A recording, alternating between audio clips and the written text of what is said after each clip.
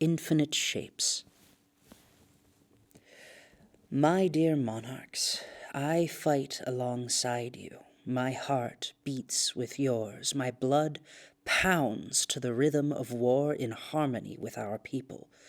I have made my arguments. You have heard them, and our race has chosen despite them.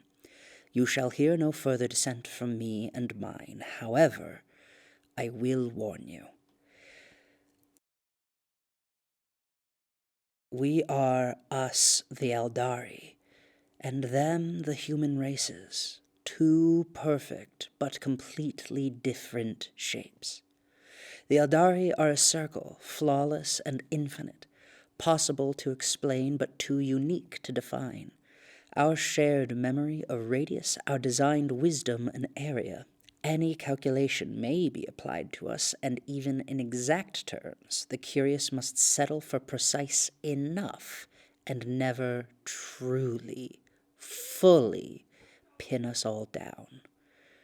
We are endlessly flawless and fascinating, but only because we do not change. We can do everything, but we choose to become little, to stay in perfect harmonious orbit with one another as well as all things. Everything is special only because we make the determination to appreciate our gifts. The human races, however, all of them, are fractaline.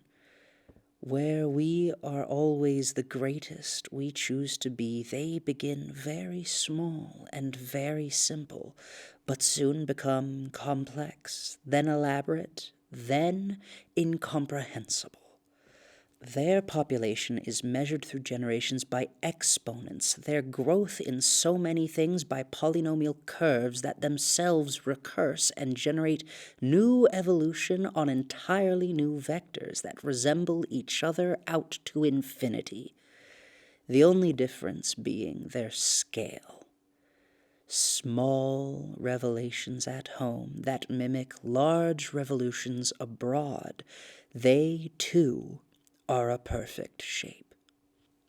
However, their tenacity and volatility is not distributed even-handed. They sprint along one arm of progress, then stumble backwards on another. We can measure it all, and our findings are very clear. At some point, in some way, the overwhelming number of probabilities see them run headlong into oblivion, all of their own volition. We can save them, but very likely they cannot be trusted to save themselves. They are beautiful and perfect, and in all likelihood, doomed. We have chosen to fight because the threat of destruction for our people is worth the prospect of saving another. But we must accept what they will do with the earth once they inherit it. We must face the results of our actions. We must recognize what it is we sacrifice for, and decide as a people if, despite whether it is correct or not to interfere with a culture merely because we determined it may not last without us, we should impose our perfect circle around them. Doing so, curtailing their worst impulses, would prevent the worst, then immediately destroy us in the process. We have chosen to come to their aid. Now we must choose what that means we stop them from doing, for their sakes as well as our own.